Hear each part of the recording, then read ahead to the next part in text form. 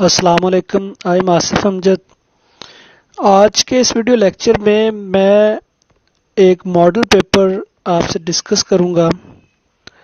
तो ये model paper मेरे एक दोस्त अख्तर सबा खान, जिन्होंने पीपीएससी के लिए इकोनॉमिक्स की एमसीक्यूज़ की बुक लिखी है, उन्होंने ये मॉडल पेपर जो है ना बेसिकली तैयार की है।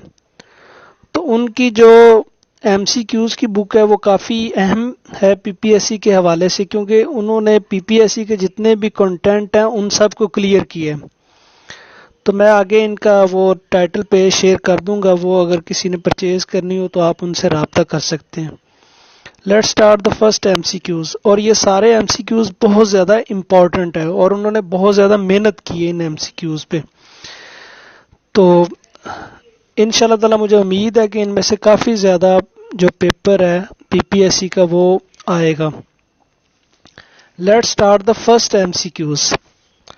The term welfarism appears to have first been used by। तो पहले हमें समझना पड़ेगा कि वेलफेयरिज्म क्या होती है। तो basically it is based on the premises that action, policies and rules should be evaluated on the basis for their consequences। यानी जो एक्शन, पॉलिसीज, रूल वगैरह जो बनाते हैं, जब वो अप्लाई करते हैं तो उसके कॉन्सिक्वेंसेस चेक करते हैं। अगर उनके कॉन्सिक्वेंसेस की वजह से सिग्निफिकेंट वेलफेयर हो रही हो तो उसको हम वेलफेयरिज्म बोलते हैं। तो ये फर्स्ट जो कॉन्सेप्ट है वो जॉन हिक्स ने 1959 में दिया था। तो उससे पहले आपको पता है कि वेलफेयर इकोनॉमिक्स के जो फाउंडर हैं वो एसी पीगो हैं। तो उनके मुताबिक, एसी पीगो के मुताबिक welfare addition in the money है, लेकिन जॉन हिक्स ने इसकी मज़ीद जो है ना एक्सटेंशन कर दी है। बाद में जो इंडियंस या एशियन इकोनॉमिस्ट अमर्त्य सेन है, उन्होंने भी इन्हीं पे ज़्यादा वर्क किया है। टू एमसीक्यूज़ है। Economics welfare are term used by A C Pigou. तो एसी पीगो ने कब ये एक बुक का नाम है economics welfare, the economics of welfare. तो ये 1921 में पब्लिश हुई है। तो इसमें ऑप्शन नहीं है, तो ये हम बी ऑप्शन यहाँ पे सिलेक्ट करेंगे। तो A C Pigou is the founder of the welfare economics, ये भी आपने ज़हन में रखना है। तो थर्ड एमसीक्यूज है, who is the consider as father of modern macro economics. कि मैक्रो इकोनॉमिक्स के फादर कौन है? तो ये एडम स्मिथ जो थे ये माइक्रो के फाउंडर थे। तो जॉन हिक्स जो केन्जियन जो जे एम केन्स जो हैं ये है father of the modern macro economics. अगर अकेला मॉडर्न इकोनॉमिक्स की बात आ जाए, अगर सिर्फ कह दे कि मॉडर्न इकोनॉमिक्स, तो फिर आपको पॉल सैमुअल्सन की तरफ जाना पड़ेगा। तो ये तीन यहाँ पे एमसीक्यूज हैं। अगर माइक्रो के फाउंडर हूँ तो वो एडम स्मिथ है, अगर मैक्रो के फाउंडर हैं तो वो जे एम केन्स है, अगर मॉडर्न इकोनॉमिस्ट हैं तो वो पॉल सैमुअल्सन है। तो ये तीन एमसीक्यूज काफ़ी दफ़ा पूछे जा चुके हैं। 4 एमसीक्यूज है, who wrote the book journal theory of employment, interest and money. तो ये 1936 में ये बुक लिखी गई थी और बहुत ज़्यादा इम्पोर्टेंट बुक भी है, और ये केन्स ने लिखी थी, प्रोफेसर जे एम केन्स ने लिखी थी 1936 में। ये ईयर्स भी आपने याद रखने के ये कब लिखी गई है। द फिफ्थ एमसीक्यूज है, the term micro economics and macro economics were first given by.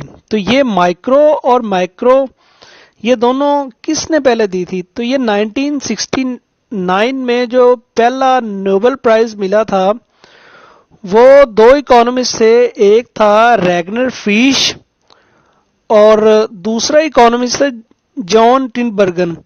तो उन दोनों इकोनॉमिस्ट ने माइक्रो और मैक्रो इकोनॉमिक्स को अलग अलग सब्जेक्ट के तौर पे किया था, और ये कब किया था?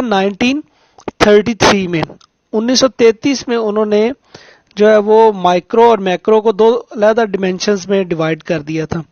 तो उनको नोबेल प्राइज 1969 में मिला था, रैगनर फ्रीश और दूसरा है जॉन टिनबर्गन्स, और 1970 में पॉल सैमुअल्सन को मिला है नोबेल प्राइज। इसी तरह आप इनको अच्छी तरह याद रखें कि नोबेल प्राइज कब किसको मिला। 6 MCQs है। What are the tools of macro economics. Macro economics के कौन कौन से टूल्स हैं? पहले जी monetary policy. Monetary policy money supply को कंट्रोल करने के लिए यूज की जाती है और ये यूजली किसी कंट्री का सेंट्रल बैंक जो है यूज करता है। और fiscal policy it's a policy of the government कि गवर्नमेंट किस तरह जो है ना वो अपने एक्सपेंडिचर्स और टैक्सेस को बैलेंस करती है। और थर्ड है इनकम पॉलिसीज। तो ये ऑल ऑफ द अबव ये सारी जो है ना मैक्रो इकोनॉमिक पॉलिसीज हैं, टूल्स हैं। 7 है GDP deflator is equal to. तो जीडीपी डिफ्लेटर बेसिकली है nominal GDP over real GDP. अगर नॉमिनल जीडीपी को रियल जीडीपी डिवाइड कर दें तो आपको जीडीपी डिफ्लेटर मिल जाता है। In 8 MCQs net national product at factor cost is known as, यानी net national product at factor cost, यानी अगर आप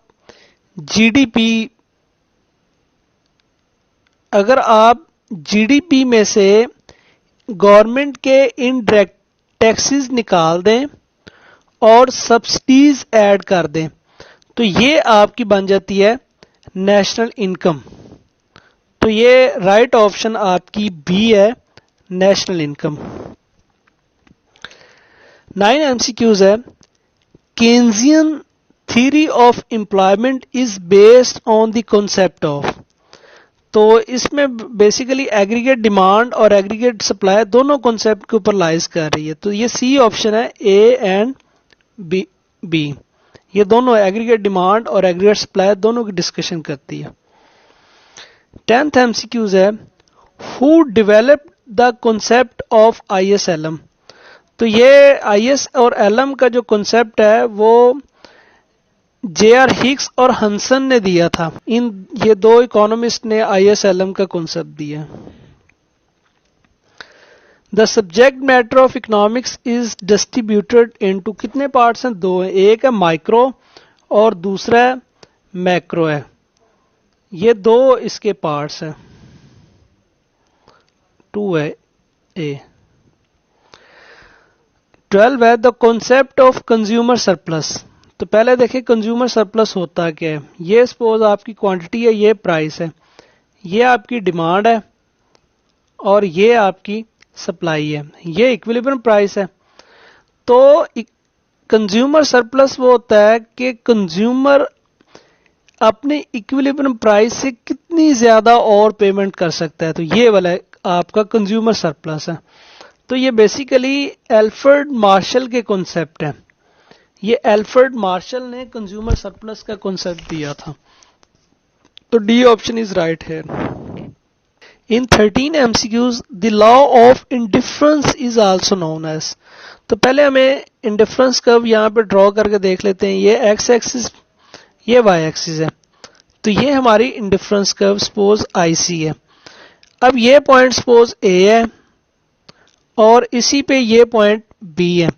तो अकॉर्डिंग टू इंडिफरेंस कर्व्स कि आपको A और B दोनों जो हैं वो सेम लेवल ऑफ सेटिस्फेक्शन आपकी प्रेजेंट कर रहे हैं कि यानी A और B दोनों जो पॉइंट्स हैं उन पे जो आपकी यूटिलिटी है वो सेम है।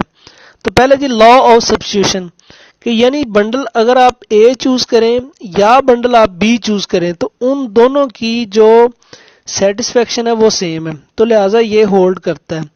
दूसरा जो law of equi margin utility, ये भी इक्वी मार्जिन यूटिलिटी हर यानी दो गुड्स X और Y इस तरह है कि उनकी मार्जिन यूटिलिटी इक्वल हो जाए, तो ये भी होल्ड करता है। Law of diminishing margin utility, ये भी इसकी प्रॉपर्टी यानी स्लोप है MRS, और MRS DMRS होता है, डिमिनिशिंग होती है।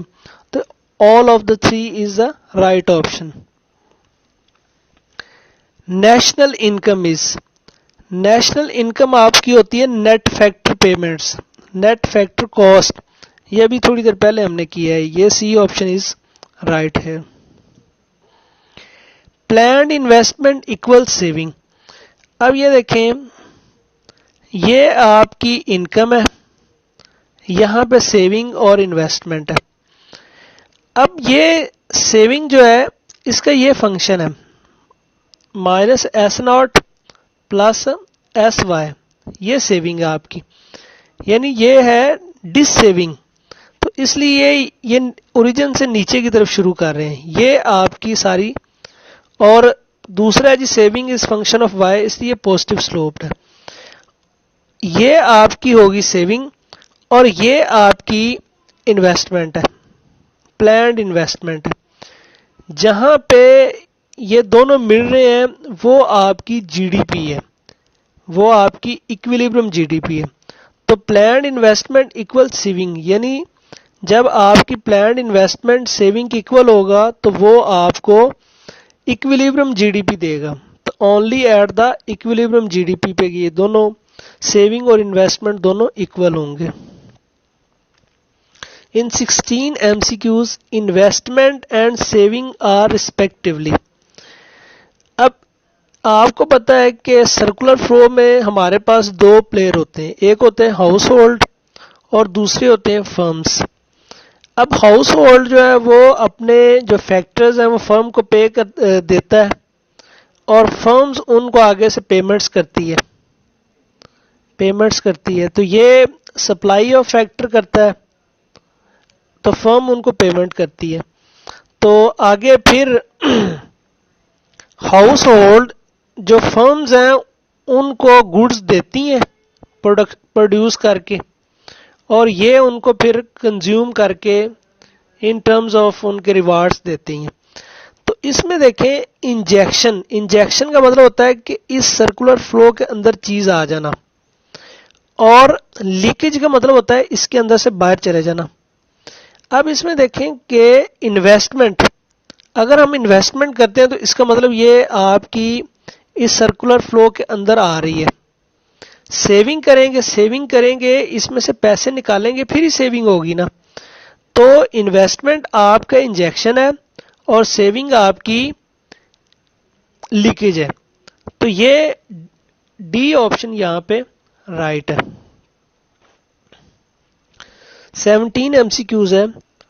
Suppose a family consumption exceeds its disposable income, यानी अगर ये सपोज देखें consumption is C naught plus C Y D, यानी एक फैमिली की कंजम्पशन अगर उसकी डिस्पोजेबल इनकम से बढ़ जाए तो क्या होगा, आपकी जो एवरेज प्रोपेंसिटी टू कॉस्ट है वो ग्रेटर देन 1 हो जाएगी। इसका मतलब ये है कि एवरेज प्रोपेंसिटी टू कॉस्ट आपकी ग्रेटर देन 1 हो जाएगी। अगर ये जो कंजम्पशन है वो आपकी डिस्पोजेबल इनकम से बढ़ गई तो इसका मतलब है कि आपकी ये जो एवरेज है वो 1 से ग्रेटर चली जाएगी। The standard of living is often measured by, अगर हमने स्टैंडर्ड ऑफ लिविंग इकोनॉमी का देखना है तो हमें उसके रियल फैक्टर्स पे जाना पड़ेगा।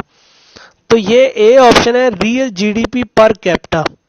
अब पर कैपिटा की इनकम क्या होती है कि रियल इनकम आपकी इकोनॉमी के अंदर रियल जीडीपी जो है उसको अगर पॉपुलेशन जितनी भी उस पर डिवाइड कर दें तो आपको रियल जीडीपी पर कैपिटा मिल जाएगा। तो ए ऑप्शन इज राइट है। अब दो टर्म्स होती हैं, एक होती है इन्फ्लेशन, एक होती है डिफ्लेशन। अब इन्फ्लेशन का मतलब होता है persistent increase in the prices, अगर बिल आपकी प्राइसेस बढ़ती जाएंगी तो ये होगा इन्फ्लेशन। और डिफ्लेशन का मतलब होता है कि प्राइसेस अगर चीज़ों की कम हो जाए, यानी आप थोड़ी मनी से बहुत ज़्यादा अशिया खरीद लें तो उसको हम डिफ्लेशन बोलेंगे। तो बी ऑप्शन देखें, लेस मनी हाई वैल्यू, यानी थोड़ी इन मनी से आप बहुत ज़्यादा चीज़ों को खरीद लें तो ये डिफ्लेशन होगा। Third stage of law of variable proportion. अब पहले हम वेरिएबल प्रोपोर्शन ड्रॉ कर लेते हैं। अब ये देखें, ये हमारी टोटल प्रोडक्शन है और ये हमारी मार्जिनल प्रोडक्शन है और ये हमारी एवरेज प्रोडक्शन है। यहाँ पे हम क्वांटिटी ले लें, यहाँ पे हम प्रोडक्शन ले लेते हैं, आउटपुट ले लेते हैं। अब सपोज ये देखें कि यहाँ तक आपकी जो आउटपुट है वो बढ़ रही है, तो ये आपका जो फेस है इसको हम फर्स्ट स्टेज बोलते हैं, और जहां पर ये कांस्टेंट हो जाए उसको हम सेकंड स्टेज बोलते हैं। ये देखें, ये कांस्टेंट है, और जहां पे ये नेगेटिव हो जाए, मार्जिनल प्रोडक्ट आपकी नेगेटिव और टोटल डिक्रीज होना शुरू हो जाए, तो ये थर्ड फेस है। तो थर्ड फेस में देखें कि increasing return, positive return, negative returns, तो ये सी ऑप्शन है कि आपकी थर्ड स्टेज पे नेगेटिव रिटर्न्स होना शुरू करते हैं। ये देखें, ये नेगेटिव रिटर्न्स हो गए, तो सी ऑप्शन इज राइट है। The first theory of money concept was associated by, तो ये एरिस्टोटल ने ये पहली दफा मनी का कॉन्सेप्ट दिया था। बी ऑप्शन इज राइट है। Pure inflation means prices of goods and input rises, अगर चीजों की कीमतें और इनपुट सेम रफ्तार से बढ़ रही हूं तो उसको हम प्योर इन्फ्लेशन कहेंगे।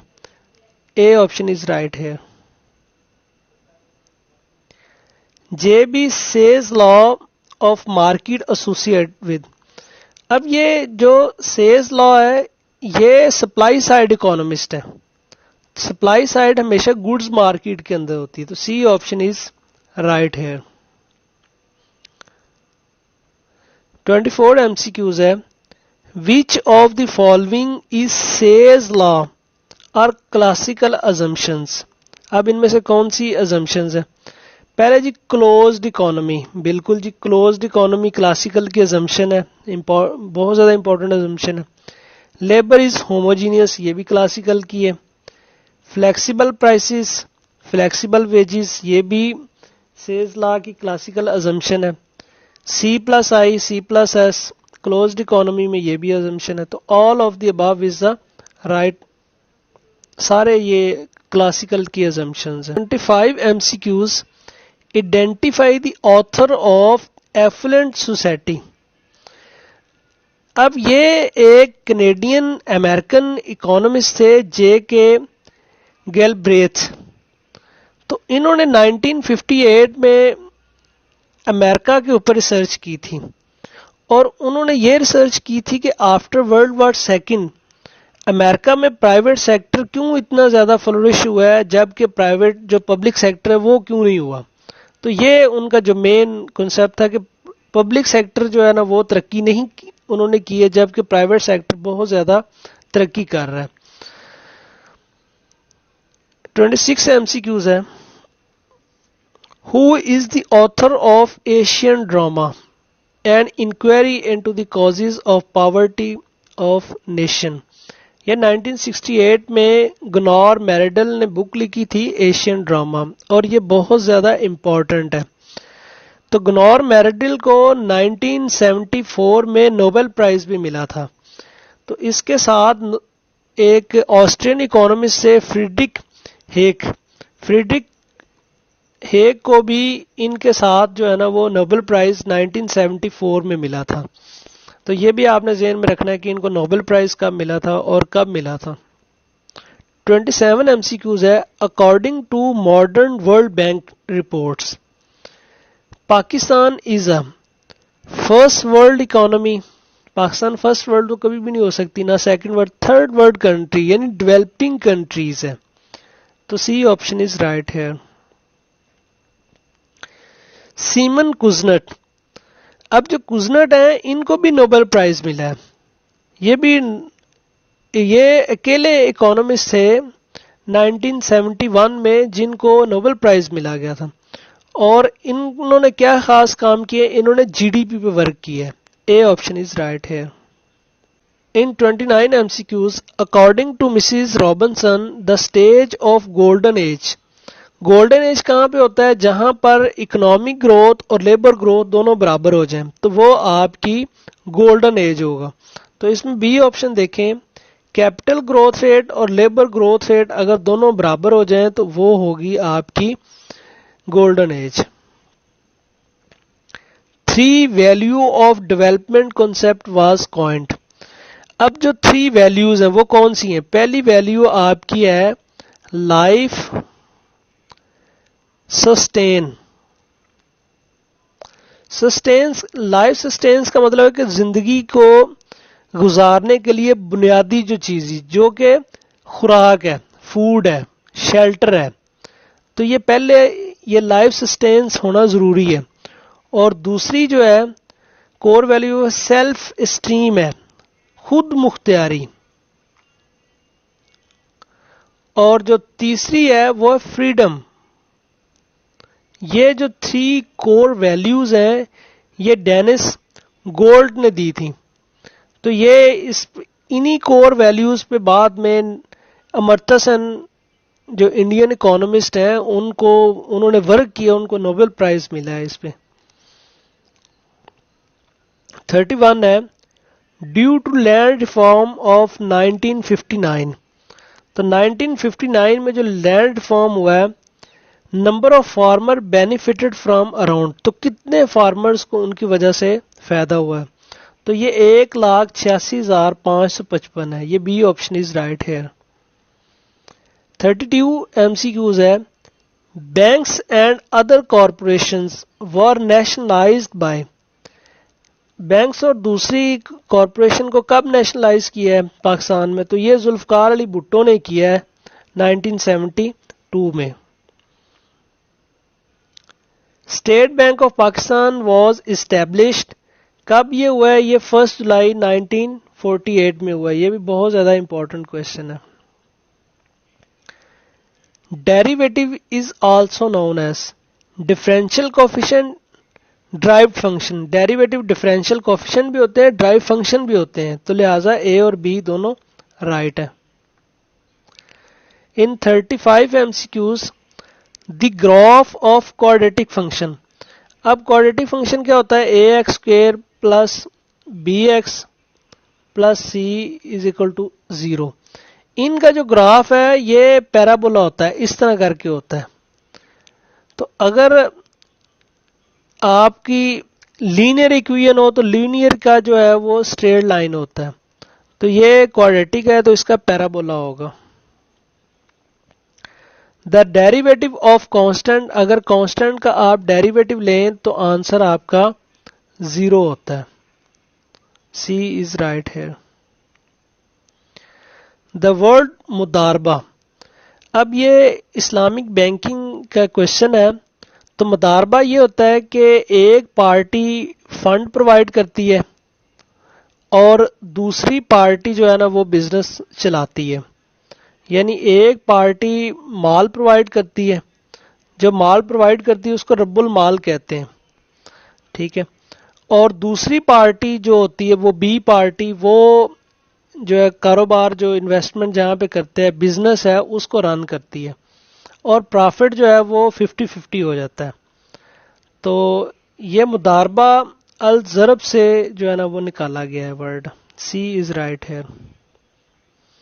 In Islam, real and absolute ownership of property lies only with, तो ये अल्लाह ताला की प्रॉपर्टी है। तो government owner of the property, buyer and seller none of the above, तो ये अल्लाह की है। यानी रियल सेंस में तमाम जो चीज़ों का मालिक है वो अल्लाह ताला है। तो D option is right here. In 39 in फिका टर्मिनोलॉजी ज़कात मीन, ज़कात क्या होता है? Financial devotion. B is right here फिका की सेंस में।